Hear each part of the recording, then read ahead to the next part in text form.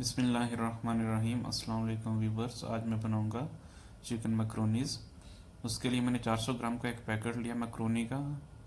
एक सबसे पहले आपने एक देगची में पानी ले लेना है और उसको हीट अप करके उसमें मैक्रोनी आपने डाल देनी है और उसको बॉईल करना है। ये इसके एक दफ़ा इसको मैं चम्मच हिला के सब मैक्रोनी को मिक्स कर रहा हूँ पानी के अंदर। ये ऑलमोस्ट जोश आना शुरू हो गए हैं और ये जब ऑलमोस्ट बॉयल हो गई और अभी एक स्ट्रेनर से मैंने बाहर निकाल लिया मैक्रोनीस को। जो इंग्रेडिएंट्स चाहिए मैक्रोनी के अलावा, चिकन लिया मैंने, उसको बॉईल करके बोनलेस कर लिया है और कुछ वेजिटेबल्स लिए हैं। इसमें शिमला मिर्च है, गाजर है, मटर है और मकई के दाने हैं, उनको बारीक मैंने काट लिया। एक टमाटर लिया मैंने और एक आलू लिया, इसके मैंने फ्राइज शेप में इनको काट लिया है। सबसे पहले जो है मैं फ्राइज़ बनाऊंगा पोटैटोज़ के। उसको मैंने ऑयल को अच्छी तरह हीट करके उसको हाई फ्लेम में मैं अभी फ्राइज़ को पका रहा हूँ। इनका कलर ऑलमोस्ट चेंज होना शुरू हो गया है। जैसे ही ये पक जाएंगे इनको मैं एक प्लेट में भी निकाल लूँगा और सेम उसी ऑयल में मैं जो वेजिटेबल्स थी उनको भी थोड़ा सा फ्राई करूँगा, ज़्यादा फ्राई नहीं करना है। तो ये देख सकते हैं आप कि ये भी ऑलमोस्ट जो है ना फ्राई हो गई हैं। इनको भी फ्राई करने के बाद मैं एक प्लेट में निकाल लूँगा।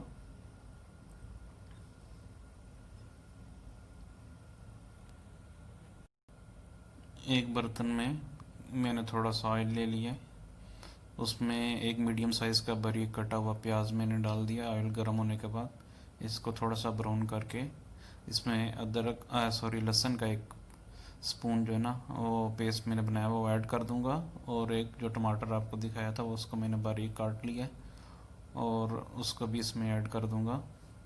यानी लहसुन, टमाटर और प्याज ये एक मिक्सर बन गया है। इनको थोड़ी देर में ऑयल में कुक करूँगा। फिर इसके बाद मैं इसमें आधा स्पून जो है वो लाल मिर्च है, एक स्पून जो है साल्ट है और काली मिर्च कुटी हुई थोड़ी सी जो है वो मैं इसमें डालूँगा। और सोया सॉस और चिल्ली सॉस है, एक एक स्पून जो है ये मैंने मिक्स करके इसमें डाल दी है। और एक स्पून जो है वो सिरका का मैं इसमें डालूँगा। ये सिरका है उसी कप में मैंने डाला हुआ था। ये चिकन बोनलेस किया हुआ था। सबसे पहले इसको मैं इसमें ऐड करूँगा और उसको 2 से 3 मिनट तक पकाऊँगा मीडियम फ्लेम पे।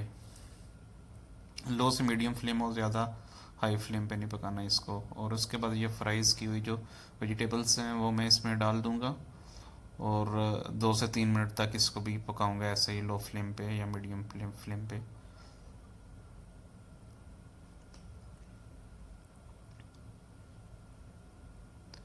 और जो बॉईल की हुई मैक्रोनीज़ हैं वो भी मैंने इसमें डाल के इसको अच्छी तरह से मिक्स करूँगा।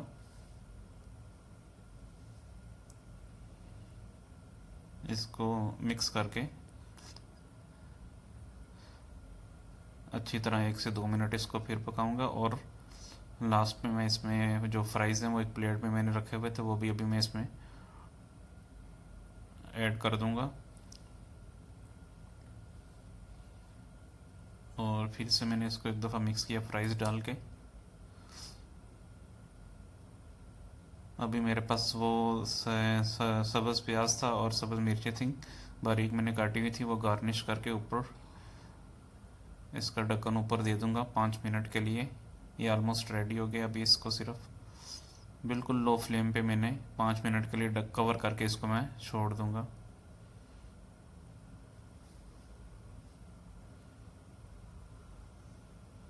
अभी 5 मिनट बाद जो है ना मैं इसका ढक्कन उठाता हूँ। ये माशाल्लाह हमारा चिकन मैक्रोनी हमारी रेडी होगी। अभी इसको मैं एक